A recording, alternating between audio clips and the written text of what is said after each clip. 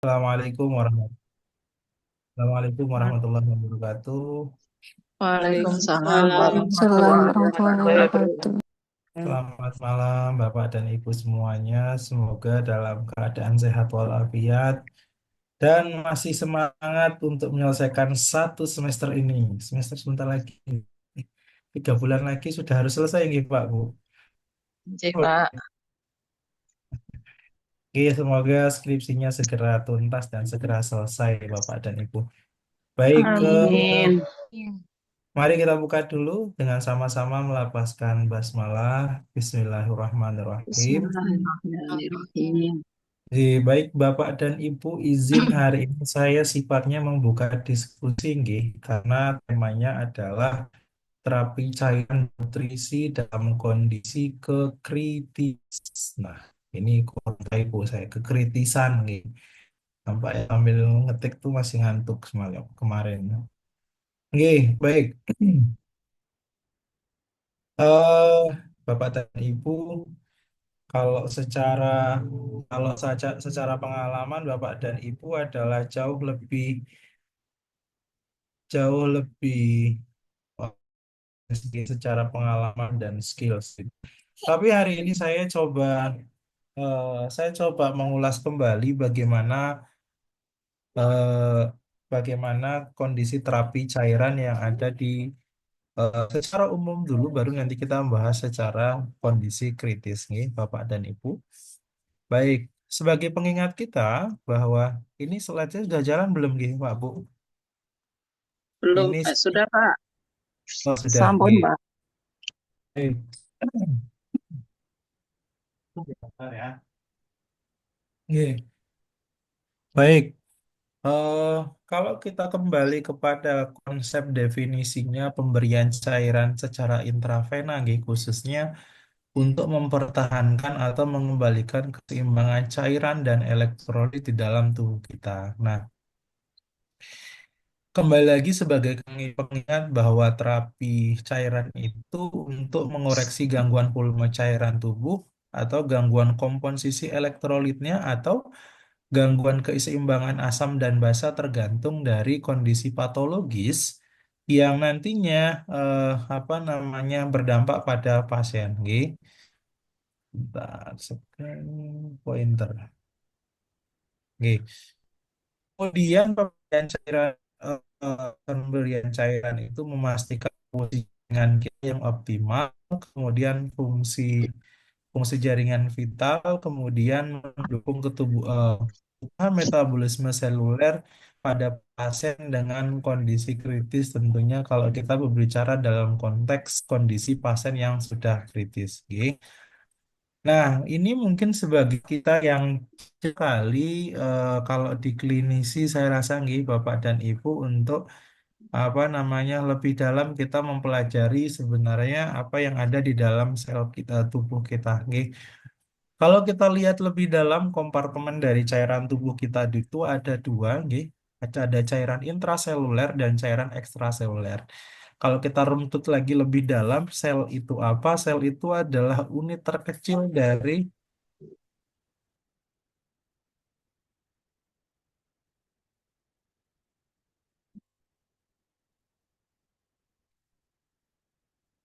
Oke, kalau kita lihat runtut lebih dalam, sel kita itu adalah unit terkecil dari tubuh kita, nggih. Kalau kita belajar kembali ke pembelajaran SM, ya.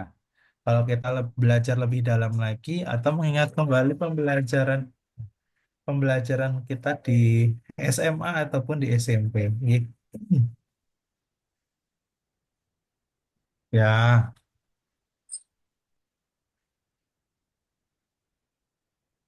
oke. Mohon maaf kalau di rumah ada banyak distraksinya. Oke.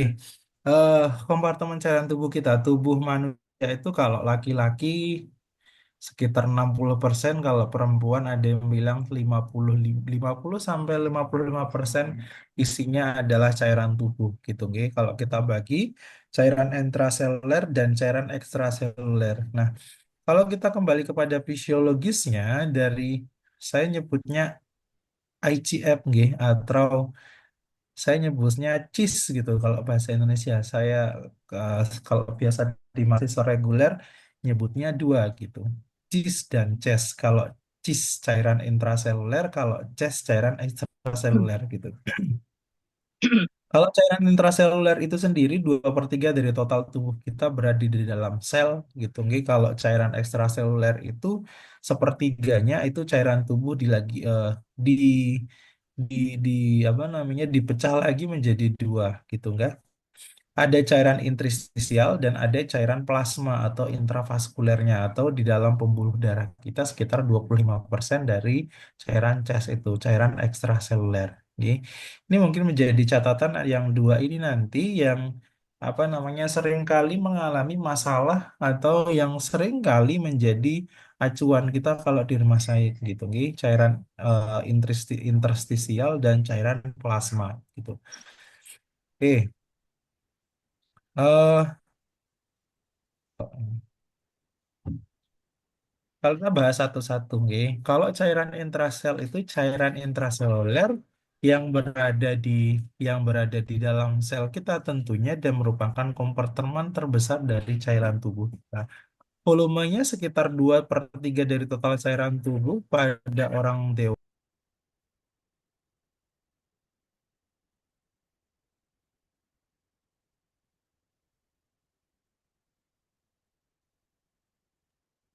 Pada orang dewasa kalau laki-laki beratnya 73 sekurang lebih 28 liter nggih, cairan intrasel ini. Kalau pada perempuan ya sekitar 20 sampai 22. Nah, fungsi dari intrasel itu apa? Cairan intrasel fungsinya tempat berlangsungnya reaksi metabolik dari seluler kita. Kemudian isinya mengandung enzim protein struktural ataupun hormon dan zat larut yang penting gitu nih dalam proses metabolisme tubuh kita. Yang ini penting sekali fungsinya untuk sel. Kemudian menjaga homeostatis ionik dalam sel kita. Ini lagi-lagi kalau kita kembali kepada konsep tubuh kita itu sendiri nih Bapak dan Ibu sehingga nanti sebetulnya pasien-pasien kita itu butuhnya cairan intraseluler atau cairan ekstraseluler. Kalau cairan ekstraseluler isinya tadi ada dua. Nih, oke, sebentar. Kalau cairan ekstraseluler isinya ada dua tadi, ada plasma dan interstisial gitu nih. Nah, kembali kepada CIS, cairan intraseluler, komponen terbesarnya adalah cairan kalium gitu, nggih. Makanya lebih enaknya nyebutnya adalah cairan eh, CISKA gitu ya, cairan intraseluler kalium yang lebih dominan di mana isinya adalah 140 sampai 150 milimol gitu, nggih. Nah, sebagai pengingat kita adalah kalium itu kan begini cara kerjanya. Nanti Bapak Ibu mungkin nanti menyambung juga dengan materi tentang gambaran EKG, kemudian cairan kardiovaskular gitu, nggih. Eh, Komposisi dari CIS, makanya lebih enak nyebutnya adalah CISKA, itu adalah ion utama di dalam sel. Kemudian menjaga yang paling penting dilihat adalah di dalam jantung kita itu kan menjaga potensi listrik atau membran sel yang di mana kontraksi otot dan impuls dari saraf kita yang salah satu fungsinya dari CIS tadi, cairan intraseluler. Selain itu ada magnesium juga isinya, ada juga fosfat dalam protein sebagai anion utamanya. Kemudian kalau di intraseluler itu natrium dan NaCl-nya itu lebih sedikit gitu. Nah, kemudian pertukaran antar kompartemen ini diatur oleh membran sel yang semi variabel. Kemudian transportasi aktif atau pompa natrium dan kalium atapsenya mempertahankan konsentrasi ion yang berbeda antara intrasel dan ekstraseluler. Oke. Nah, ini yang saya sebutkan tadi cairan ekstraseluler itu semua cairan tubuh di luar sel yang berperan penting dalam transportasi nutrien gas, kemudian hormon, kemudian produksi limbah antar sel sehingga kalau kita lihat nggih, isinya adalah itu bisa keluar gitu kalau di luar sel. Nah, bagaimana jadinya kalau intrasel itu tidak pada posisinya atau masih di dalam gitu ya? Salah satu bentuk dari kompensasi tubuh kita adalah terjadinya edema. Gitu, nih. Jadi cairan di dalam intrasel kita yang isinya sebagian besar kalium itu akan keluar tercampur bersama cairan ekstrasel yang bersama dengan plasma ataupun di cairan interstisial. Oke.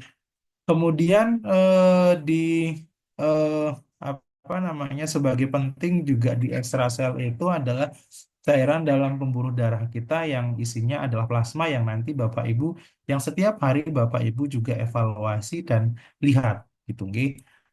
Nah, kemudian eh, kalau tadi saya ngomongin tentang CIS, cairan intrakalium, kalau sekarang CES gitu, kalau bahasa Inggrisnya ECF, extracellular fluid.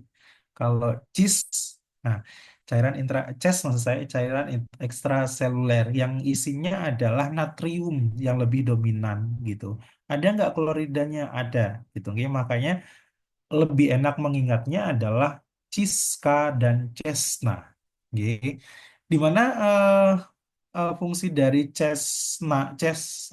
cairan ekstraseluler itu adalah menjadi media transport antar sel dan sirkulasi di dalam darah kita. Kemudian memfasilitasi pertukaran gas, kemudian zat gizi dan limbah metabolik, kemudian menjaga tekanan osmotik dari volume darah kita, kemudian juga salah satunya di fungsi dari cairan ekstraseluler itu membantu pengaturan pH dan hemostatis itu sendiri. Oke, Bapak dan Ibu nanti kalau ada yang ingin disampaikan atau ingin didiskusikan, monggo langsung raise hand atau langsung open mic mawon, nggih. Atau misalkan terlalu berat eh, atau terlalu ringan gitu nggak apa-apa. Ini sepertinya saya harus mengulang-ulang kembali, ngulik-ngulik kembali pembelajaran Bapak Ibu waktu dulu masih semester 1 ataupun semester 2 yang kaitan dengan fisiologis dari tubuh kita gitu nggih. Kemudian bagaimana regulasi dari cairan ekstraseluler itu sendiri? Regulasinya adalah dipertahankan oleh satu oleh oleh oleh oleh oleh satu yaitu ginjal melalui filtrasi dan reabsorpsi gitu nggih. Kemudian dipertahankan juga oleh hormon ADH, aldosteron ataupun ANP gitu. Kemudian mekanismenya bagaimana? Mekanisme dari cairan ekstraseluler kita itu osmoregulasi dan baroreseptor. Nah, sekarang Bapak Ibu masihkah ingat tentang hormon ADH, kemudian aldosteron ataupun ANP? Masih ingat, mboten? Kesupen, Pak. Kesupen, Gi. Kalau istilah dengan mekanisme osmoregulasi ataupun baroreseptor, kesupen juga baik. Baik, sebagai pengingat kita adalah kalau kita ngomongin tentang eh, apa namanya hormon gitu nggih paling tidak yang pengaruh dari cairan ekstraseluler kita ADH itu antidiuretik hormon atau vasopresin gitu nggih yang dimana kalau di dalam tubuh kita itu kan diproduksinya ada di hipotalamus kemudian disekresikan oleh kelenjar hipofisis dan bagian gitu nggih kalau kita lihat dari antidiuretik hormon ini fisiologis meningkatkan osmolitas plasma dan kemudian menurunkannya ke gitu nggih. Kembali nggih tentang bagaimana reabsorpsi air di ginjal. Kemudian yang mana di bagian tubulus distal dan ductus yang kolektivus gitu. Kemudian ini normalnya dulu nih Bapak Ibu, saya hanya mengingatkan normalnya dulu, nanti baru kita eh, logikanya gitu nih, bagaimana kondisi kekritisan gitu nih.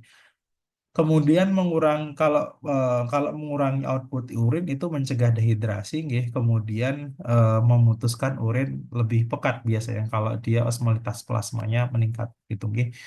Kemudian tadi ada istilah hormon aldosteron. Kalau aldosteron itu bahasa bahasa bahasanya kan dari maksud saya dari korteks adrenal yang ada di bagian otak kita gitu, nggih. Eh, Sistem kerjanya adalah dalam cairan ekstraseluler di mana dia mengaktifasi dari RAS kita. RAS itu renin angiotensin aldosteron system gitu, nggih. Yang di mana dia merangsang natriumnya menurun dan kaliumnya meningkat gitu. Efeknya meningkat reabsorpsi dan air di ginjal, kemudian meningkatkan ekskresi kalium kita sehingga menambah volume darah dan tekanan darah. Itu secara fisiologis normalnya gitu, nggih.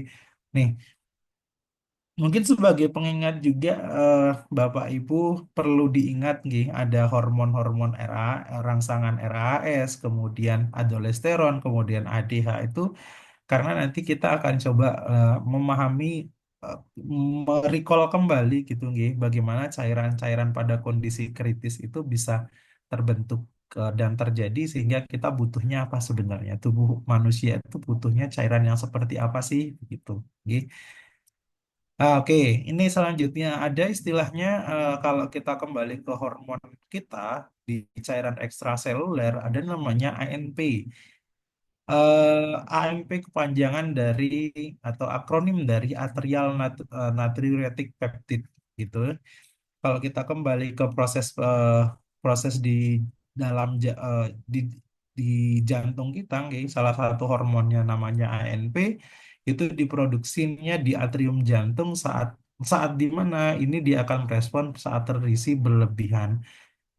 Mekanisme kerjanya adalah ketika meningkatkan tekanan atrium atau akibat overload dari cairan kita. Efeknya meningkat ekskresi dari natrium dan air gitu, nggih.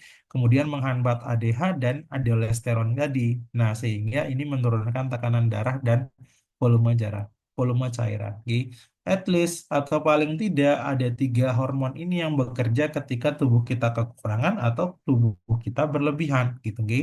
ANP, aldosteron atau yang tadi, nggih, eh, satu yang ADH, aldosteron sama ANP, nggih.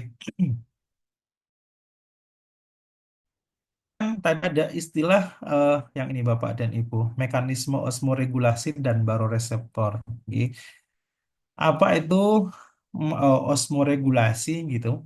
Kalau bahasa fisiologisnya, osmoregulasi itu adalah mendeteksi perubahan osmolitas plasma, di mana plasma itu tadi kan 25%-nya ada di cairan ekstraseluler gitu. Oke. Letaknya di mana? Letaknya di hipotalamus gitu. Ketika eh, osmolitasnya meningkat, maka dia akan merangsang ADH. Ketika osmolitasnya menurun, akan menekan ADH juga gitu. Oke. Kemudian kalau baroreseptor itu dipengaruhinya diletaknya di aorta dan sinus karotis, di mana fungsinya untuk mendeteksi perubahan tekanan darah kita. Ketika tekanan darah menurun, maka merangsang ADH dan sistem RAS kita, renin-angiotensin sistem kita. Kemudian ketika tekanannya meningkat, ADH kita menghambat ADH dan merangsang ANP gitu. Jadi ada istilah dua itu, osmoreseptor dan baroreseptor. Nah, sebagai pengingat juga, recall knowledge kita sebagai tadi saya bilang kalau di dalam cairan intraseluler itu isinya kan kalium gitu lebih besarnya kan kalau di luar sel itu istilahnya eh, kalau di luar cairan ekstraseluler itu yang paling dominan isinya natrium gitu. Kalau natrium itu kan salah satu fungsinya adalah peran utamanya elektrolit atau kation dominan di cairan ekstraseluler kita. Nggih, kalau kalau saya nggak tahu kalau di PKU menggunakan yang mana ininya apa namanya? rentang normal yang digunakan untuk natrium ataupun kalium sepertinya tidak semua hafal, tinggal lihat hasil lab gitu ya, normal atau tidak gitu. At least paling tidak sebagai pengingat tentang normalnya beberapa referensi mengatakan atau nanti tergantung dari alat lab yang digunakan gitu nggih. Rentang normalnya 135 sampai 145 milimol di mana fungsinya mengatur volume dan tekanan osmotik dari cairan ekstraseluler kita. Kemudian ini cukup penting juga dalam impuls salap dan kontraksi otot. Nggih. Ini yang sering dijual Bapak dan Ibu kalau di ngerasa kram dan seterusnya gitu nggih. Ini pada pelari yang sering di atau pada olahragawan yang sering dijual mereknya namanya cairan isotonik gitu nggih. Pocari Sweat dan seterusnya. Kadang sok kram di tengah jalan gitu ya. Salah satu yang dijual adalah tinggi kalium gitu. Nah, di mana kalium, tinggi natrium maksud saya. Di mana natrium ini dalam penyerapan nutrisi misalnya glukosa ataupun kontratransport. Apa kekurangannya kalau tubuh kita mengurangi natrium? Kekurangan namanya hiponatremia menyebabkan gangguan neurologis gitu nggih. Kalau kelebihan namanya hipernatremia gitu nggih Bapak dan Ibu. Sebagai pengingat saja sepertinya kalau Bapak dan Ibu setiap hari ketemu dengan pasien ini gitu. Ataupun yang kedua ada klorida. Klorida itu kan anion utama dalam ekstraseluler kita. Rentangnya 100 sampai 106. Fungsinya menjaga netralitas muatan listrik, kemudian membantu dalam pembentukan asam lambung ataupun HCl, kemudian keterlibatan dalam transport O2 sebagai bagian dari sistem klorida kita. Oke.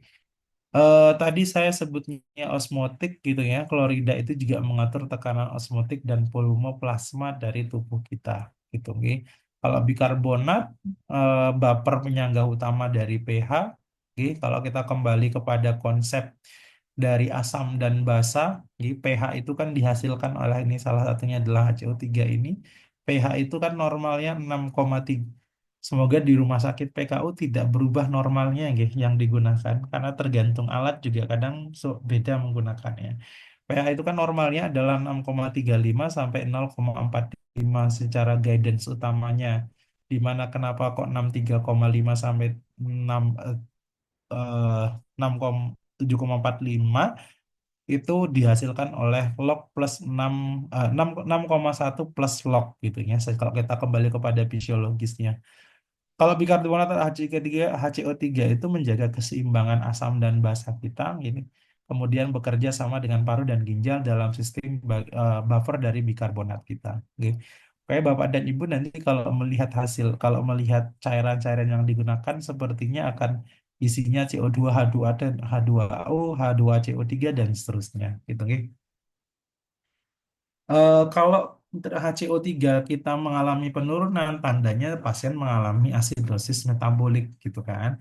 Kemudian kalau kelebihan, tandanya mengalami alkalosis salah satunya. Nah, eh, ini nanti kenapa penting kita akan melihat kandungan dari terapi cairan yang kita akan gunakan. Nah, sejauh ini mungkin mengambil keputusannya adalah di ICU ataupun di HCU, nggih, pasien mengalami gangguan asam dan basa, kita hanya mengikuti guideline yang sudah ditetapkan oleh rumah sakit gitu, nggih. Siapa tahu hari ini kita menjadi pengingat bahwa sebetulnya pasien kita itu butuhnya yang mana gitu. Kita memberikannya yang mana gitu, nggih. Oke, ini slide keberapa nih? Cukup banyak.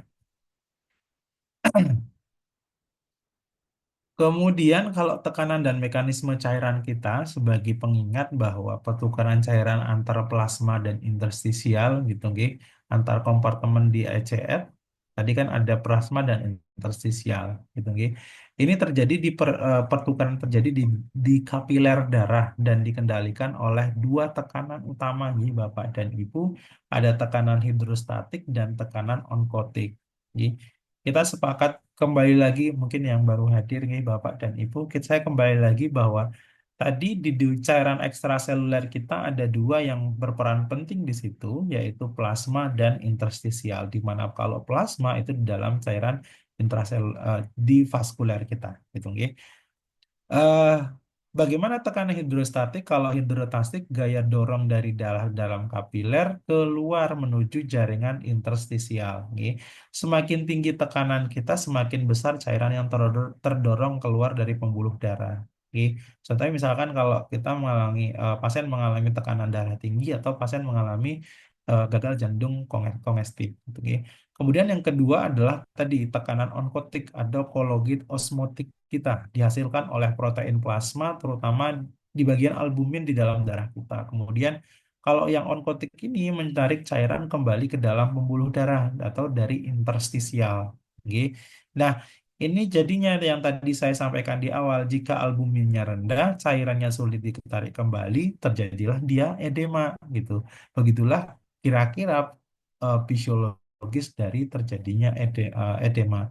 Kalau edema, maka tandanya adalah eh, lagi-lagi mungkin yang sering kita sebagai bahan diskusi, nggih, edema itu salah satu tanda dari pasien mengalami mungkin ya, kalau di bukan mungkin, kalau di buku gitu ya, tanda mengalami pasien mengalami kelebihan volume cairan gitu, nggih. Padahal bisa jadi salah satu pasiennya mengalami shock hipovolemi, pasiennya juga ada edema gitu, nggih. Nah, itu pasien satu mengalami albumin rendah karena ini tadi tekanan onkotiknya tadi. Oke. Cairan menarik kembali ke dalam pembuluh darahnya dari interstisial itu tidak terjadi ataupun susah. Dan salah satu efeknya pasien bisa kurang rendah albumin. Nah, ini cairannya sulit ditarik kembali ke apa namanya ke cairan intraseluler gitu, oke. Sehingga menyebabkan edema. Ya, salah satunya ya untuk mengeluarkan edema itu ya dengan tadi nanti dengan obat-obatan yang mengeluarkan lewat urin dan seterusnya. Oke. Kemudian, nah, kalau saya bilang tadi sebagai pengingat, kalau tadi hidrostatik dan onkotik, kita ngikutin dengan hukum Starling nih, Bapak dan Ibu. Bukan kopi keliling, tapi ada istilah di fisika itu Starling gitu, nggih. Atau Starling, ya namanya Starling gitu. Dia mengikuti hukum Starling di mana filtrasi itu sama dengan tekanan hidrostatik kapiler dikurangi dengan tekanan hidrostatik interstisial. Kan? Normalnya kalau tekanan onkotik plasma dan dikurangi dengan tingkatan onkotik interstisial. Maksudnya bagaimana? Begini Bapak dan Ibu. Jika tekanan hidrostatiknya meningkat, maka tekanan onkotiknya juga meningkat gitu sehingga cairan keluar ke jaringan gitu. Terjadilah edema. Jika tekanan onkotiknya dominan, maka cairan masuk ke kapiler meningkat, volume plasmanya juga menjadi meningkat. Kata Bapak dan Ibu. Nah, oke. Ini malah lagi-lagi saya lebih banyak mengingatkan sifatnya bagian fisiologis tubuh kita sehingga tubuh pasien itu butuhnya yang mana sih cairannya gitu. Kadang-kala kalau metret itu datang kan semua dijelaskan gitu. Kadang iya iya iya iya, tapi secara fisiologis tubuh nanti kita lost gitu, oke.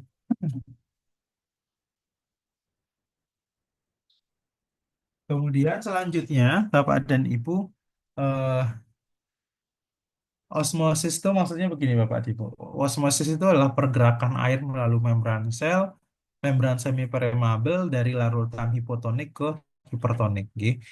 Eh, kan tadi ada ya saya sebut Bapak Ibu Ciska dan Cesna gitu nggih. Saya lebih enak menyebutnya Ciska dan Cesna. Cairan intraseluler kalium dan cairan ekstraseluler natrium gitu, nggih. Bagaimana pertukarannya? Pertukarannya ada di osmosis tadi, nggih. Bila ECF-nya atau CSK-nya hipotonik lebih encer daripada cairan intraselulernya, maka air itu masuk ke sel sehingga selnya bisa bengkak juga dan bisa pecah. Nah, kalau cairannya hipertonik di cairan ekstraseluler itu lebih pekat dari ICF, maka air keluar dari sel dan selnya makin mengecil. Nah, kemudian bila Case-nya isotonik atau tidak ada pergerakan berisi air, selnya tetap normal. Oke. Nah, kita mulai masuk perlahan ya. Bapak dan Ibu paling tidak cairan eh, tujuan terapi kita yang sering kita lakukan di rumah sakit, at least ada beberapa, oke. Paling tidak ada 8 eh, 8 tujuan yang dimana bermuaranya adalah nanti ke 4 hal. Oke. Nanti saya jelaskan yang umum dulu, yang khusus dulu, kemudian nanti saya jelaskan saya sebutkan yang umum. Oke. Tujuan terapi yang pertama adalah memulihkan dan mempertahankan volume intravaskuler ini pada pasien-pasien yang shock khususnya. Kemudian menjaga homeostasis dari cairan elektrolit gitu nggih. Kalau kita ingat kembali pasien-pasien yang hiponatremia, hipokalemia, hiperkalemia dan seterusnya gitu nggih. Kemudian ini mengembalikan keseimbangan asam dan basa yang ada di gangguan ginjal dan paru-paru gitu. Kemudian memperbaiki output urin ini pasien-pasien shock khususnya. Kemudian pasien-pasien untuk membawa obat dan nutrisi. Kemudian menurunkan hematokrit atau viskositas dari darah, kemudian mengkoreksi kehilangan cairan dan zat terlarutnya, kemudian stabilisasi dari hemodinamik. Selalu kalau orang awam itu kan kita mengedukasinya adalah ada 3 hal komponen terbesar dari tubuh kita. Ada pipa, pompa, dan air. Masalahnya ada di mana gitu nih. Masalahnya di pompa kaitannya dengan vaskuler, kalau kaitannya dengan air adalah di cairan kita. Kalau masalah dengan pompa itu berarti di jantung kita gitu nih.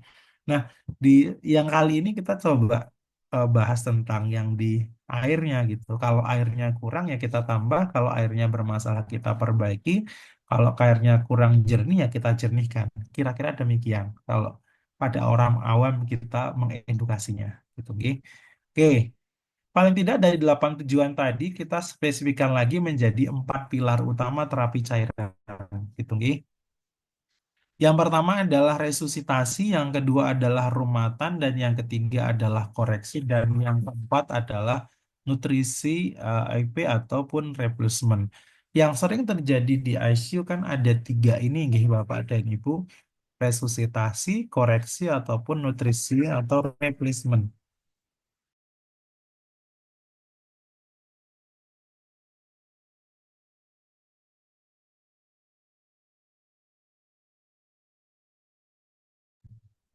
Oke, nutrisi kita coba sebagai pengingat, tapi tidak saya kulik.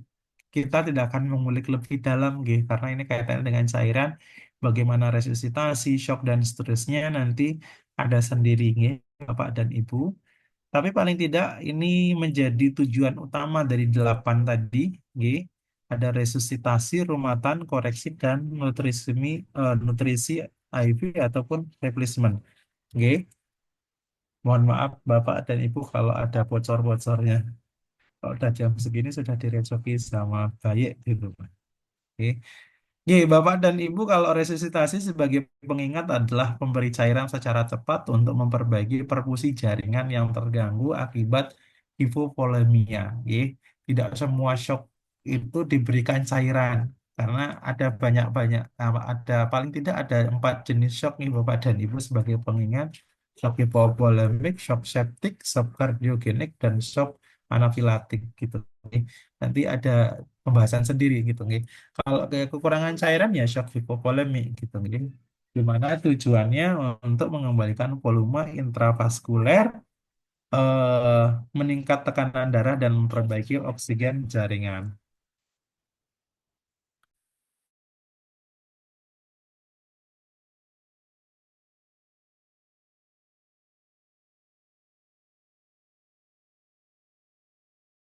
Kemudian kalau rumatan itu kan pemberian cairan untuk memenuhi kebutuhan cairan harian normal pada pasien yang nggak bisa mengkonsumsi cairan secara oral gitu, oke? Mengganti kehilangan cairan tubuh saja sifatnya. Oke, monggo Pak, Bu, adakah yang ingin didiskusikan dulu atau sedang bocor? Oke, baik. Saya lanjut ke rumatan. Kemudian selanjutnya koreksi, nggih, yang tadi saya sebutkan. Kalau koreksi kan pemberian cairan untuk memperbaiki defisit cairan atau ketidakseimbangan elektrolit berdasarkan dari hasil pemeriksaan analisis gas darah nanti, gitu, nggih. Karena diketahuinya salah satunya adalah dari analisis gas darah atau dari EKG kalau dia mengalami apa namanya kaliumnya, mengalami masalah di kaliumnya, gitu, nggih. Ya di mana tujuannya untuk menormalkan kembali kadar elektrolit atau volume cairan tubuh. Yang kita akan bahas lebih detail mungkin nanti ada dua ini yang kaitannya dengan apa namanya resusitasi dan koreksi. Oke. Kalau replacement tadi untuk pemberian cairan yang mengandung nutrisi untuk penggantian cairan patologis pada pasien yang tidak dapat makan atau minum gitu. Oke. Pasien-pasien yang menggunakan ventilator dan seterusnya ini sering digunakan di ICU. Nah, ya, ataupun tidak di ICU, nggih, pasien-pasien sudah kondisinya terminal yang menggunakan nutrisi atau replacement gitu. NGT atau UGT-nya misalkan tidak masuk ya harus menggunakan IV gitu. Oke. Oke, baik Bapak dan Ibu, kita mulai masuk kepada bagaimana jenis cairan. Sebagai pengingat lagi Bapak dan Ibu, jenis-jenis cairan itu apa at least ada berbagai berdasarkan Kalau kita lihat berdasarkan kandungan partikelnya, ada dua kandungan partikel. Mungkin nanti ada beberapa kalau update yang mohon izin nanti Bapak Ibu kalau ada updatean di rumah sakit, nggih, saya juga saya pengen belajar gitu, nggih. Kalau berdasarkan partikelnya ada dua paling tidak ada kristaloid dan koloid gitu, nggih. Kalau eh, kristaloid itu kan mengandung elektrolit dan molekul yang kecil yang bebas keluar masuk di dalam kapiler. Nah, ini kalau kita ngomongin tadi tentang ekstraseluler, nggih, mudah didiskusikan ke seluruh ekstraseluler kita, baik itu plasma ataupun nanti masuknya lewat interstisial, gitu, nggih. Contohnya pada kalau di rumah sakit, nggih, yang berdasarkan partikel ini yang kristaloid ya seperti NaCl 0,9% gitu, kemudian ring laktat, kemudian RL, kemudian di 5 dalam dalam air gitu, NaCl 0,5% ataupun di 5 sampai kepada NS dan seterusnya. Kemudian kalau yang koloid itu kan mengandung molekul besar atau protein atau pati gitu yang bertahan di intravaskuler kita. Kemudian kalau yang ini meningkatkan tekanan onkotik dari plasma kita. Contohnya kayak apa? Contohnya kayak albumin 5%, 25%, 75% gitu. Intinya semua bentuk dari albumin. Kemudian ada yang dextran ataupun ada yang gelatin gitu, ya. Atau pasien kalau di rumah sakit saya nggak tahu HES itu dipakai nggak ya sekarang di ICU? Sudah lama nggak main ke ICU. Pakai, Hydroxyethyl starch Eh, masih masih masih Bu? pakai Pak, pakai. Oh masih. dipakai. Yoga juga dipakai. Oh kan masih pakai. Siap. Saya kira sudah tidak beredar Bu. Kalau kemudian kalau kita lihat berdasarkan tonsilitas dari terhadap plasmanya, nggih, ada dua paling tidak, ada yang isotonik dan hipotonik gitu. Kalau isotonik biasanya kandungannya 280 sampai 295 mosmol gitu. Tergantung dari apa namanya? Tergantung dari kebutuhan tubuhnya gitu, nggih. Plasmanya tidak mempengaruhi volume sel. Contohnya ya lagi-lagi kalau ini NaCl, RL, apa namanya di, di, di 5 dalam air gitu. Atau yang hipotonik ya, sifatnya adalah mengurangi osmolitas gitu ya. Ketika plasmanya kurang, airnya masuk ke sel, kemudian selnya mulai bergerak. Sama juga contohnya NaCl 0,45 atau D2 D di di setengah harusnya ini. Di setengah susah nulisnya. D25 2,5 di setengah dalam air gitu nggih yang diencerkan. Nah, sorry, ada tiga maksud saya. Ada yang ketiga adalah hipertonik nih. Hipertonik itu adalah osmolitasnya meningkatkan bila plasmanya meningkat gitu, air keluar dari sel dan selnya mulai mengecil. Gitu. Contohnya pada pasien apa? Contohnya cairannya apa? NaCl 3% atau di 510W atau di 20 dalam air atau di 5 yang mix dengan NaCl 0,9%. Kalau tadi kan kita ngomongin tentang yang ini nggih, Bu, berdasarkan partikel, kemudian tonsisitas terhadap plasmanya, kemudian tadi ada komponen paling tidak ada empat tadi, nggih. Ada empat tujuan terapi, resusitasi, rumatan, sama koreksi dan rumatan, kemudian yang satu adalah replacement atau nutrisi. Nah, kalau resusitasi yang sering digunakan atau guideline-nya masih menggunakan NaCl 0,9%, RL ataupun albumin 5%. Tapi lagi-lagi dilihat dari kondisi kondisi pasiennya, nggih, Bapak dan Ibu. Yang sering sekali digunakan di rumah sakit kan NaCl dan RL. Nah, nanti coba saya kulik di belakang apa kekurangan dan kelebihan dari NaCl gitu, nggih. Eh, Seringkali memang kita bias, nggih. Tapi kalau ini lagi-lagi saya menemukan berdasarkan artikel update yang terbarukan gitu, nggih. Kemudian yang kalau rumatan ya seperti biasa nggih, yang untuk kebutuhan cairan elektrolit setelah glukosa masuk itu di setengah di 5 dengan dalam air gitu nggih, atau NaCl 0,45% atau di setengah dalam air juga gitu nggih. Kemudian kalau koreksi nggih, tergantung kondisinya. Kalau pasiennya asidosis ataupun alkalosis pakai NaCl 3%, kalau pasien hiponatremia, kalau NaCO3 asidosis atau menggunakan KCl atau MgSO4. Gitu.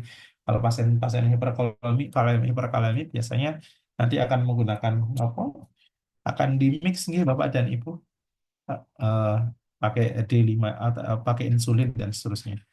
Kemudian kalau replacement sama nggih, yang sering digunakan TPN yang parenteral nutrition. Kalau mereknya cukup banyak saya rasa di rumah sakit yang kaitannya dengan replacement atau nutrisi. Biasanya Medrep akan eh, apa namanya akan update sekali ke rumah sakit, tapi biasanya akan disodorkan ke kepala ruang ICU atau ke dokter spesialis anestesinya. Nih, bentar.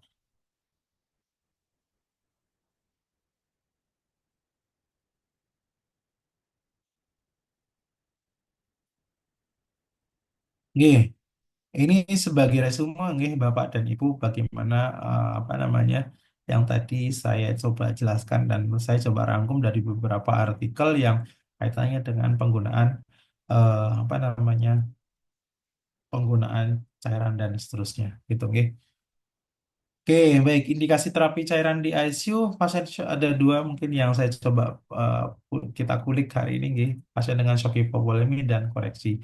Kalau shock hipovolemik itu terjadi saat volume cairan intravaskuler kita turun, nggih, menyebabkan preloadnya nurun atau isi balik venanya turun, kemudian curah balik ke jantungnya juga turun atau cardiac outputnya menyebabkan perfusi jaringannya menurun atau hipoksia, menyebabkan hipoksia jaringan, kemudian metabolisme anaerob menyebabkan kadangkala ini sering terjadi asidosis metaboliknya juga.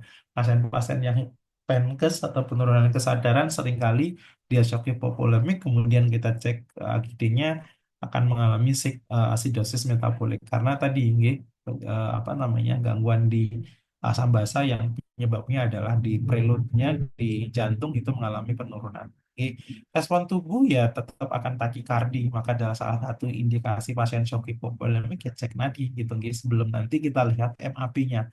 Tuh, karena takikardi itu adalah kompensasi dari cardiac outputnya. Kemudian vasokonstriksi untuk pertahanan tekanan darah.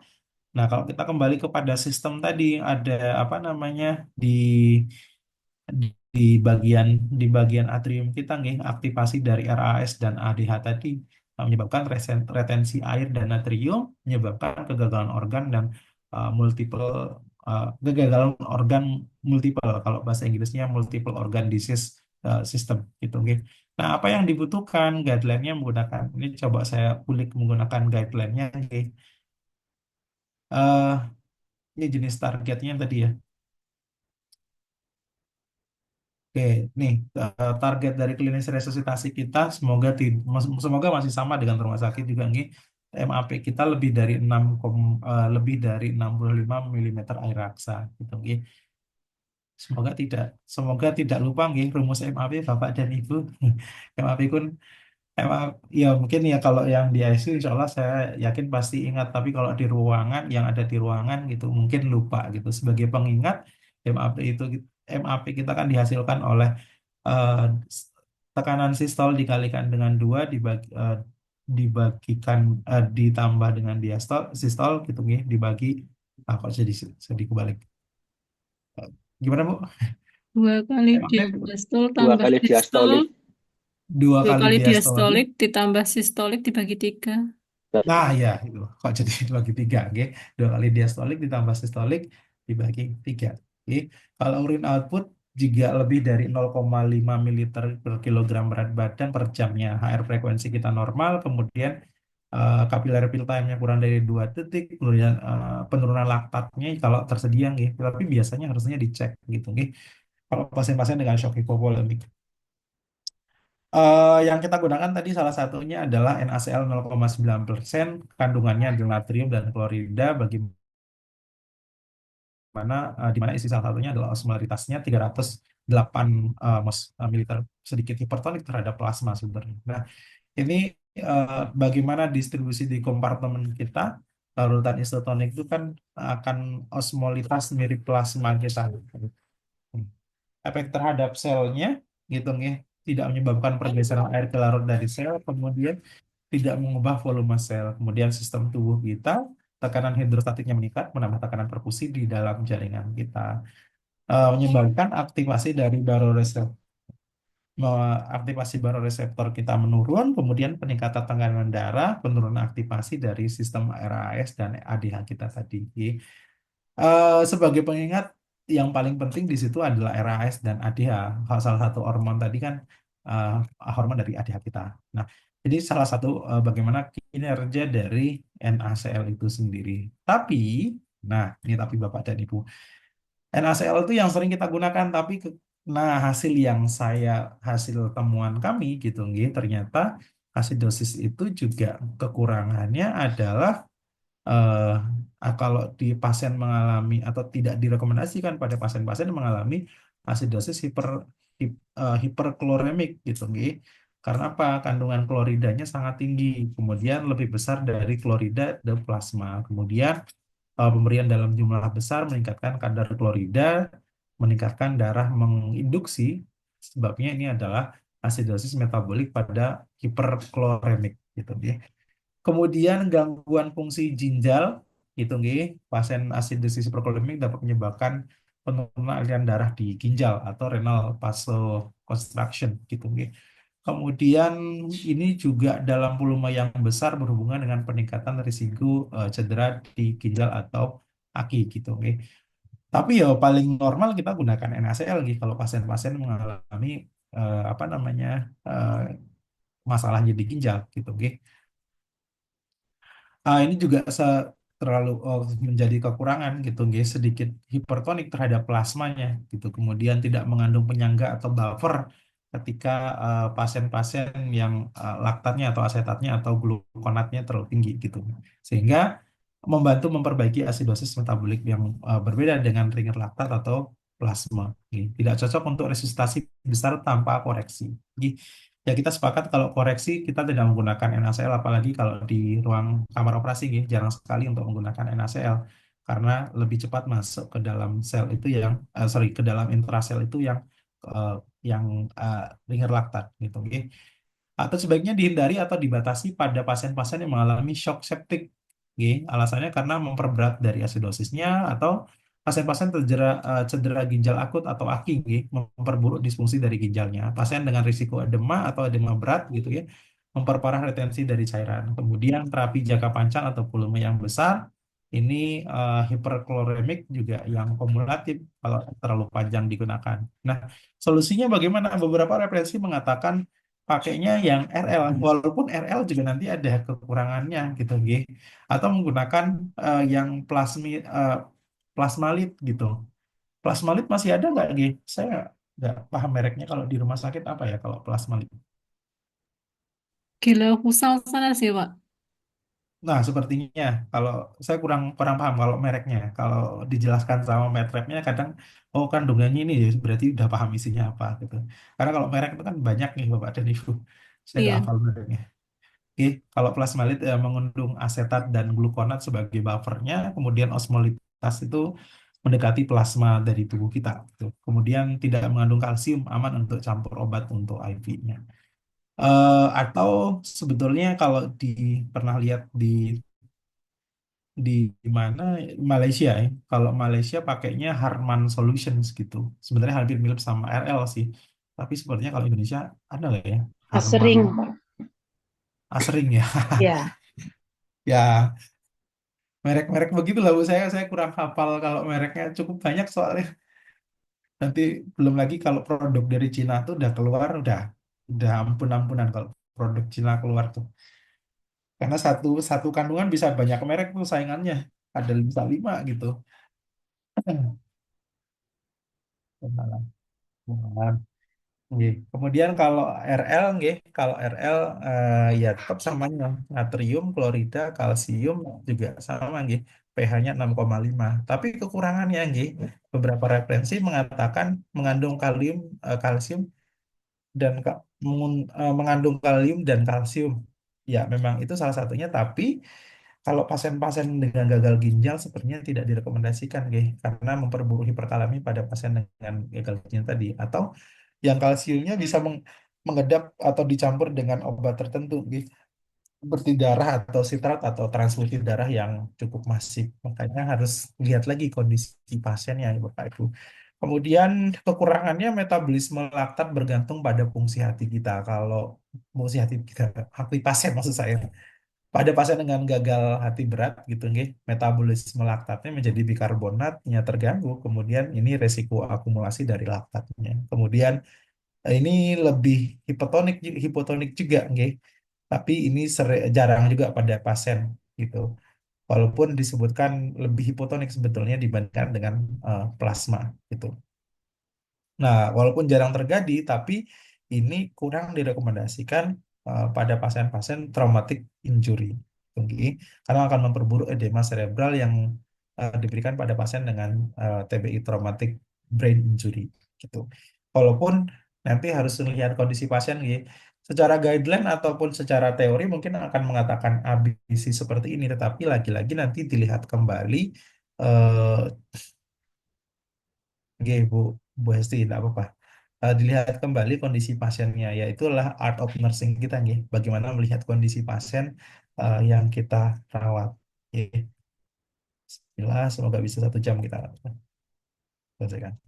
Oke, eh, beginilah kondisi bagaimana apa namanya, bagaimana pendistribusian dari RL gitu, nggih. Eh, Distribusi kompartemen, kemudian efeknya terhadap sel itu tidak mempengaruhi volume sel karena konsistensitasnya setara gitu nggih. Kemudian tidak memicu osmosis ke atau dari intraseluler. Kemudian metabolisme laktatnya itu laktat dikonversi di hepatosit kemudian menjadi bikarbonat menyediakan buffer HCO3 dalam darah. Kemudian prosesnya mengkonsumsi NAD dan menghasilkan energi atau ATP dalam hepatosit terutama terutama pasien-pasien mengalami acidosis yang sifatnya ringan. Nah, bagaimana respon tubuh terhadap pemberian RL ini? Sebetulnya sama seperti NS dalam hal baroreseptor dan RAS tadi. Efeknya adalah laktat bisa menstabilkan pH, kemudian plasma dan eh, plasmanya mengurangi stimulus terhadap kompartemen komoreseptor dari pH kita gitu. Ini pH tubuh. Notes-nya juga kalau pasien-pasien diberikan RL ini pada kondisi gagal ginjal berat, ini risikonya hiperkalemi di Bapak dan Ibu, bengok-bengok pasiennya. Maksudnya nafasnya jadi nggak baik juga gitu karena kandungan kaliumnya terlalu tinggi juga. Atau pada gagal hati berat gitu, nggih. Risiko laktatnya tidak bisa di metabolisme atau laktatnya terlalu menumpuk gitu. Atau pasiennya hiperkalemi, kaliumnya tambah dari ringer laktat, kemudian memperparah kondisi tadi gitu nggih. Atau pasien yang tadi nggih, pasien yang saya sebutkan tadi kurang direkomendasikan pada TBI atau trauma kepala gitu. Risikonya meningkatkan edema pada otak yang sedikit hipotonik gitu nggih. Karena pasien menerima transfusi darah masif juga ini tidak belum juga gitu karena kalsium dalam RL itu juga meningkatkan nitrat dari darah atau risiko koagulasi prematur gitu nggih. Kalau albumin saya rasa isinya sama nggih, larutan albumin manusia gitu nggih. pH-nya 6,9 sampai 7,4. Ini tergantung dari albumin pasien sebetulnya kalau pemberiannya. Oke, sama juga dengan apa namanya darah gitu, sel darah merah yang pekat gitu nggih, atau PRC. Nah, ini sering di pasien kalau pasien-pasien mengalami kekurangan darah, oke. Tergantung dari hasil labnya lagi sebagai pengingat saja. Oke, gangguan dan asam dan basa kan saya rasa tidak saya perlu lebih dalam nggih Bapak dan Ibu, asam dan basa ada materi sendiri saya rasa gitu nggih. Kapan pH itu dihasilkan oleh apa dan seterusnya nanti di materi asam dan basa mawon karena fisiologisnya eh, sebetulnya enak-enak aja gitu nggih. Oke, ini sebagai pengingat asam dan basa saya lanjut saja. Oke. Nah, dari yang tadi di awal kita sudah menyebutkan bagaimana fisiologis dari cairan tubuh kita, kemudian sebetulnya pasien-pasien kita itu butuhnya apa, nggih? Itu sudah saya coba kita kulik. Ya, tujuannya apa? Tujuan apa namanya? Capaian maksud saya, bukan pemantauan. Capaian terapi cairan kita adalah yang mulai dari non invasif sampai ada yang kedua ya. Yang kedua adalah yang invasif gitu. Kalau non invasif nanti kita lihat dari MAP kita, mean arterial pressure kita gitu nggih. Yang itu salah satu targetnya adalah lebih dari atau sama dengan 65 mm air aksa. Kemudian produksi urinnya 0,05, kemudian CRT atau capillary fill time kurang dari 2 detik. Kemudian frekuensi nadi kita nih, sesuai dengan normalnya. Kemudian mukosa kelembapan mukosa trugor kulit kita lembab atau normal gitu nggih. Intake dan output cairan netral atau sesuai dengan target lipid kita gitu nggih. Dan pada harian juga kurang dari atau sama dengan 1 kg per hari. Laktat serum kita kurang dari 2 mol dan menurun setelah resusitasi. CPP juga sama nggih, CPP tekanan vena sentral kita pasien gitu ya 8 sampai 12 mm air aksa gitu ya. Tapi untuk CPP ada juga mengatakan 5 sampai 10 nggih Bapak dan Ibu. Ini lagi-lagi tergantung guideline yang akan digunakan yang mana. Pada pasien-pasien yang terpasang CVC, Central Venous Catheternya, ini lagi-lagi tergantung ini ya, tergantung guideline yang digunakan. Ada yang 5 sampai 10, ada yang 8 sampai 12. Nah, kebetulan saya menuliskan yang 8 sampai 12 nih. Kalau di rumah sakit, saya rasa setiap rumah sakit ataupun DPJP juga akan menggunakan tergantung beliau-beliau lulusnya di mana gitu. Ada mengikuti mazhab yang situ biasanya. Kemudian MAP output, kemudian USG kalau ada nggih, ICP ataupun paru jantung. Baik, Bapak dan Ibu yang ini kaitannya dengan tindakan invasif, nggih. Lihat dari hasil labnya, elektrolitnya. Oke. Kalau natriumnya 135 sampai 145 atau kaliumnya 3,5 sampai 5 milimol gitu, nggih. Sampai kepada nanti anion gapnya. Gitu, nggih. Kalau semuanya diperiksa, tapi biasanya ini pasien-pasien yang sudah kondisi kritis, apalagi dengan kondisi BPJS, tidak semua lab dibuka juga gitu apa namanya lab-lab pendukung gitu ya paling yang AGD dan seterusnya yang akan di ini makanya ya cukup sedih sebetulnya. Oke Bapak dan Ibu, eh, ini adalah bagaimana dari tujuan dari apa namanya tujuan dari resusitasi, tujuan dari pemberian terapi cairan yang kita gunakan gitu oke. Nah, sebagai pengingat evidence base ini cukup bagus nih Bapak Ibu nanti dibaca di sini sudah saya lampirkan bagaimana fluid terapi atau terapi cairan itu seperti ini double edged sword, daring critical care bagaimana seperti dua belah mata pisau gitu kan yang tajam sekali. Kadang kalau kelebihannya kita masalah, kalau kita kekurangan juga kita yang masalah gitu. Sehingga kalau kita lihat kalau ini saya coba merangkum ada 3 slide nih. 3 slide lagi selesai Bapak dan Ibu. eh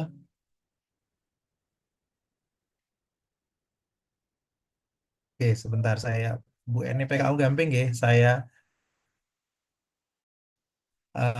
jawab sampai selesai dulu ya, dan Anda Sarka dan seterusnya. Nggih, fluid terapi cairan double degree nggih Bapak dan Ibu sebagai pengingat kalau di artikel ini bilang begini. Overview terapi cairannya, terapi cairan adalah pilar utama penanganan shock dan kegawatan sirkulasi. Nah, cairannya harus diperlakukan seperti tepat gitu ya, harus tepat indikasi dosisnya, waktunya, monitoringnya. Nah, kesalahannya adalah terapi cairan meningkatkan mortalitas trauma pada pasien khususnya pada pasien-pasien ARDS dan sepsis gitu nggih. Risiko terapi cairan. Nah, risiko terapi cairan itu kadangkala sering juga gitu nih. Saya tidak sebut rumah sakitnya, tapi ada beberapa kadangkala kalau sorry. ini ini berdasarkan referensi nih Bapak dan Ibu, saya tidak sebut rumah sakit Bapak Ibu. Alhamdulillah tidak tersebut juga dalam rumah sakit Bapak Ibu gitu.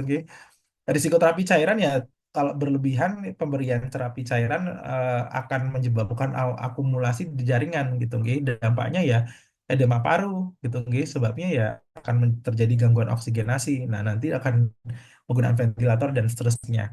Kemudian edema ginjal gitu nggih, gagal ginjal akut khususnya. Ini edema usus, malabsorpsi dan transpirasi bakteri juga di dalam usus kita. Kemudian global increase yang kalau di dalam referensi mengatakan gipsnya ya tercedera pada lapisan glikosalinnya yang pada pembagian pembuluh darah karena terapinya terlalu berlebihan gitu nggih. Kemudian meningkatkan kebocoran di kapiler kita gitu nggih, sehingga cairan ke keluar jaringan keluar. Kemudian menyebabkan edema masif dan disfungsi organ. Nah, ini yang sering juga kadang loss gitu nggih, kalau terlalu over cairannya adalah uh, third hit of shock gitu nih, fase lanjut dari shock di mana overload cairan yang memperburuk inflasi dan perfusi organ jaringan. Kemudian ini konsekuensinya adalah penurunan fungsi paru ataupun ginjal atau dan hati dan otak nggih. Kalau mortalitasnya meningkat secara signifikan. Berdasarkan referensinya yang tadi itu mengatakan demikian. Nah, bagaimana cara intervensinya? Ini menilai respon terhadap pemberian cairan, kapan harus dinilai, kenapa harus dinilai dulu, gitu, nggih? Karena tidak semua pasien itu akan membaik setelah diberi cairan, gitu. Kemudian pemberian cairan juga, kalau yang tidak tetap itu risikonya overload cairan, seperti tadi yang saya sebutkan kerusakan pada organ-organ kita, gitu. Nah, sebagai pengingat juga, cara menilai respon cairan kita, nggih, kita menggunakan static marker atau eh, static marker gitu nggih. Tapi ini memang kurang akurat gitu. Contohnya misalkan central venous pressure atau CPP gitu nggih, atau pulmonary artery occlusion atau pressure gitu nggih. Masalahnya tidak bisa memprediksi dengan baik apakah pasien akan membaik dengan cairan. Itu kekurangannya. Yang lebih akurat, nah kita bisa gunakan pulse pressure variations gitu nggih. Perubahan tekanan nadi saat bernapas, indikator dari sensitivitas ini terhadap cairan. Alatnya cukup banyak nih Bapak Dewi sekarang. Nah, punten. Kemudian kita bisa gunakan yang juga yang stroke volume variation gitu nggih, variasi volume sekuncup di jantung kita itu pada pernapasan mekanik gitu ya. Tapi ini penggunaan di beberapa ventilator.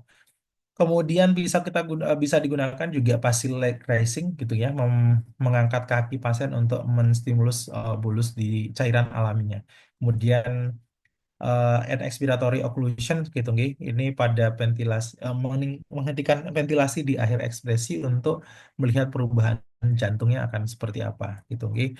Notes-nya adalah nih mungkin dari akhir nggih, akhir dari slide saya Bapak dan Ibu, untuk terapi cairan itu selalu dipantau dengan dynamic maker-nya nggih. Jangan lupa nanti tujuan terapi cairan itu apa. Karena tidak semuanya, kalau tujuan terapinya sudah tercapai ya sudah selesaikan, makanya harus digunakan dynamic maker-nya untuk memutuskan kapan pasien benar-benar butuh cairan atau yang lainnya gitu nggih.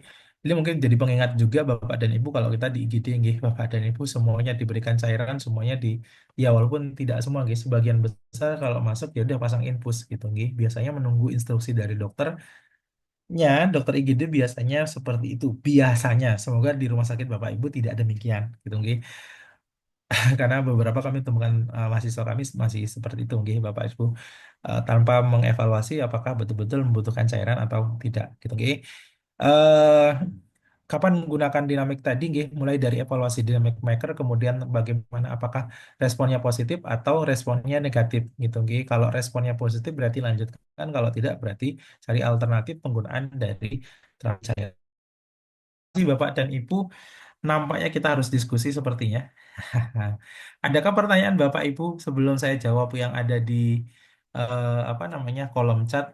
Monggo kita diskusi. Mohon Bapak izin izin bertanya, bertanya. Pak. Waduh, Oh, wah banyak ini. nggak jadi. Monggo satu-satu dulu Bapak Ibu. Siapa ini? Punya mama. Siapa dulu?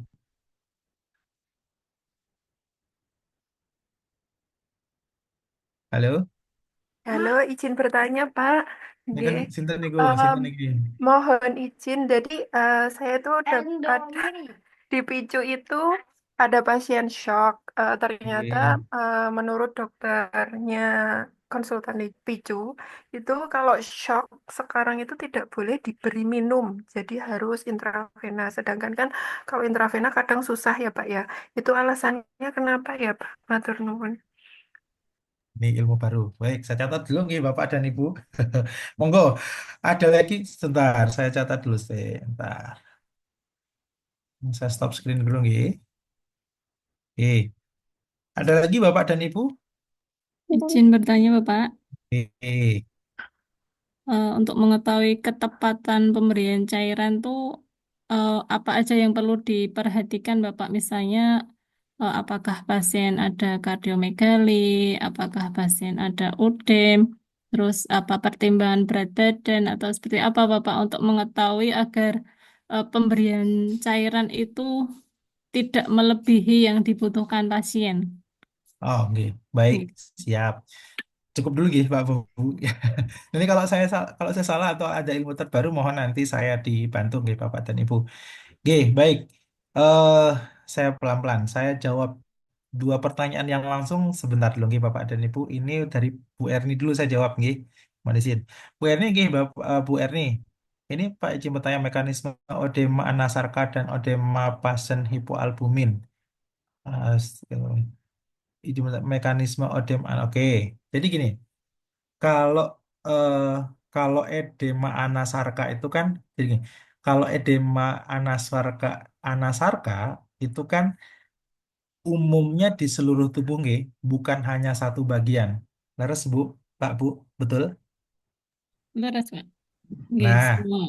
kemudian kalau mekanismenya itu adalah tadi seperti yang saya sebutkan di dalam cairan ekstraseluler kita, mekanismenya adalah peningkatan cairan di ruang interstisial antar sel tadi, cairan intraseluler dan ekstraseluler tadi, namanya interstisial. Nah, disebabkan karena seimbangan tekanannya apa namanya keseimbangan antara pembuluh darah dan jaringannya itu terganggu gitu sehingga terjadilah dia terjadilah edema tadi.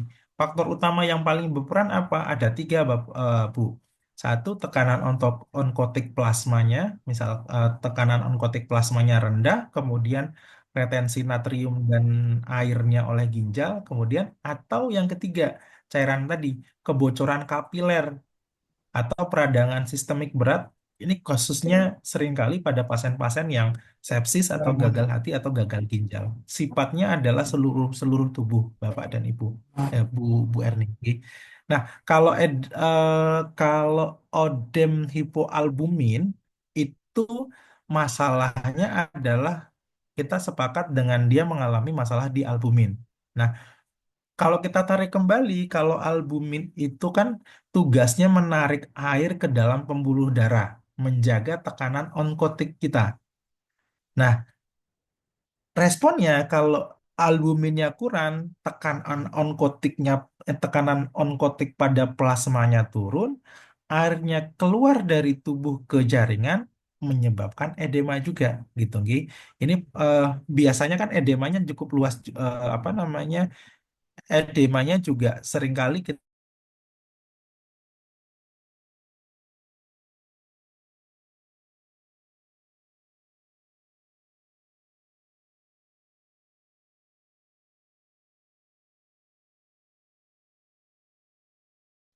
apakah saya sendiri yang terlempar ya? Halo? Sepertinya nggih, Pak. Oh, saya yang Ya. terlempar ya. Gih, mungkin begitu Gih, Bu, karena apa namanya? Semoga menjawab atau masih ada yang kurang kira-kira anasarka dan apa namanya? Anasarka dan edema hipoalbumin. Maksud betul, Bu?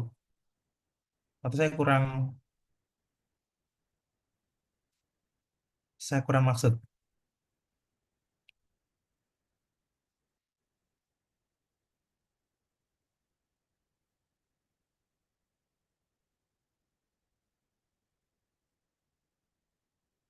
Oke, semoga terjawab nih Bapak dan Ibu. Kemudian pertanyaan kedua tadi masuknya tentang mana tuh izinnya? Tentang Pak, terima kasih. Oke, tentang pasien anak di ICU nggih tidak boleh diberikan minum nggih, Bu. Pak. Terus Iya, betul. nya Kalau itu. shock itu dilarang, jadi dipuasakan seperti itu. Kenapa? Oh, baik. Kemungkinan begini, Bu. Saya coba carikan. Saya belum menemukan referensinya, nggih. Eh, saya belum menemukan referensinya yang jelas, betul. Tapi analoginya kira-kira akan begini mungkin, nggih, Bu. Semoga setelah ini saya bisa menemukan. Analoginya begini. Sederhananya adalah, eh, bentar, saya mencari. Nah, gini. Kalau kita kembali pada eh, Kalau kita kembali pada fungsinya, nggih, shock itu kan aliran darah ke organ kita drastis menurun. Nah, salah satunya adalah ke lambung gitu, nggih. Ini hanya cocokologi sementara, nggih, Bu. Referensi detailnya saya belum, guideline-nya saya belum menemukan. Saya juga baru ketemu gitu ya. Termasuk salah satunya kan ke lambung gitu ya. Karena jadi takut kan nanti perfusi dari gastrointestinalnya rendah. Oke, kalau dikasih minum, salah satunya mungkin risiko aspirasi gitu, mungkin ya Bu, karena cairan cairan masuk ke paru-paru, karena refleks menelannya juga terganggu. Atau salah duanya adalah, kalau diberikan ini risiko nekrosis ke dalam usus, risiko nekrosis di ususnya karena usus tidak mendapatkan aliran darah yang cukup mencerna. Walaupun ini prosesnya nanti panjang gitu. Yang paling mungkin adalah risiko aspirasinya gitu, nggih, Bapak dan Ibu. Makanya lebih lebih lebih terukur untuk mengevaluasi sejauh mana cairan eh, yang yang masuk gitu, nggih. Makanya tujuan awalnya kan untuk restorasi.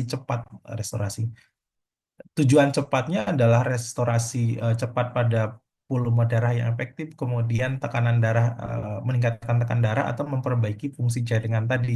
Tujuan awalnya mungkin akan ke situ gitu, nggih. Yang dimana kalau dia anak itu kan regulasi dari tubuh dan seterusnya itu agak agak apa namanya, susah untuk dikontrol dan seterusnya gitu, nggih. Sehingga resikonya eh, muntah ataupun aspirasi atau gangguan usus dan yang lainnya gitu, nggih. Jadi makanya tadi tujuan awalnya adalah harus harus cepat dulu gitu, harus. Jadi ya, bahasa lainnya adalah yang bagian selnya terpenuhi dulu, organ-organnya terpenuhi dulu, baru nanti setelah itu untuk mengevaluasinya lebih baik digunakan cairan intravena saja gitu. Karena butuhnya kan selnya mengalami, dia butuh eh, selnya yang dibutuhkan cairan dan seterusnya begitu. Semoga menjawab nggih, Bu. Ini lagi-lagi saya juga masih merangkum dan meraba-raba. Nah, lanjut pertanyaan ketiga tadi, nggih, Bu. Pertanyaan ketiga tadi menyampaikan bahwa kapan seharusnya kita evaluasi. Nah, kapan seharusnya dievaluasi yang akan digunakan tergantung dari tadi, Bu, dari tujuan yang kita berikan apa. Tuh, nggih. Kalau eh, tujuannya resusitasi, maka kita hitungannya adalah by jam, gitu, tergantung kondisi pasien dan rumusnya. Kalau misalkan shock hipovolemi, kita gunakan rumus pasien dengan shock hipovolemi gitu. Jadi jangan juga berlebihan tadi pertanyaannya. Nah, kalau pasiennya untuk maintenance, ya sesuaikan dengan kondisinya. Tapi kadang-kala masalahnya gini, Bu. Eh, untuk maintenance digunakan cairan-cairan yang cukup berat gitu. Nah, itu yang jadi masalah gitu. Makanya kalau maintenance, saya kira tadi tujuan kita kan 1 per kali 24 jam urin output dan seterusnya, itu menjadi indikator kita untuk memberikan terapi cairan. Ya, pedomannya di mana, berpedomannya di situ. Kalau misalkan gangguan asam dan basa gitu, nggih, untuk terapi cairannya nanti dilihat dari hasil AGD-nya. Lagi-lagi kita tidak bisa melihat atau kalau bahasanya Dokter Haidar Ali itu kita tuh bukan ponari gitu yang pernah viral dulu gitu. Kita tuh kan orang kesehatan yang apa-apa kita melihat dari hasil respon pasien. Kemudian yang paling penting adalah dilihat dari hasil labnya. Itu gitu. Sama juga mungkin di tempat kita nih Bapak dan Ibu dokter itu tidak akan memberikan respon lebih atau terapi lebih ketika hasil labnya belum keluar. Semua akan dievaluasi dari hasil labnya karena yaitu kejar-kejaran dengan lab. Nggih. Karena beberapa dokter juga tidak akan memberikan terapi tersebut sebelum hasil labnya keluar dulu gitu. Karena susah juga untuk cocokologi pasien gitu. Untuk biasanya juga diberikan ini sudah membaik, tapi kan setiap pasien tuh kondisinya akan berbeda. Namanya art of nursing gitu, Bapak dan Ibu. Bagaimana seni kita dalam merawat. Oke, satu atau dua lagi Bapak dan Ibu hampir setengah 9. Aman? Alhamdulillah saya senang kalau aman. Oke, baik. Terima kasih Bapak Ibu. Kalau tidak ada, saya rasa sebagai pengingat kita nih Bapak dan Ibu, kita eh, izin juga saya titip adik-adik mahasiswa yang ada di rumah sakit sebisa mungkin kembali karena di kampus itu kami sudah coba untuk habis-habisan gitu nggih untuk apa namanya memberitahu ataupun edukasi berdasarkan dengan kondisi pasien dan fisiologis pasien gitu nggih. Nah, saya mohon juga kepada Bapak Ibu nanti kalau ketemu adik mahasiswa kami yang ada di rumah sakit di PKU Bantul, PKU Kota ataupun PKU Gamping gitu nggih, ketemu dengan anak didik kami yang masih mahasiswa yang reguler gitu, yang masih profesi, mohon juga untuk diberitahu kepada fisiologisnya. Alasan rasional ABC-nya diberikan apa, terapi ini dan seterusnya. Tunggu. Sehingga penerus kita nanti, penerus Bapak Ibu semuanya juga menjadi lebih baik. Paling tidak bisa berdiskusi dengan rekan sejawatnya. Itu, nggih. Nggih, matur nuwun Bapak dan Ibu, bila tidak ada pertanyaan saya cukupkan hampir setengah 9 gitu nggih yang baru jaga, selamat bekerja. Yang baru pulang, hati-hati di jalan. Dan yang baru masuk istirahat, ya selamat menikmati istirahatnya Bapak Ibu. Terima kasih. Saya cukup.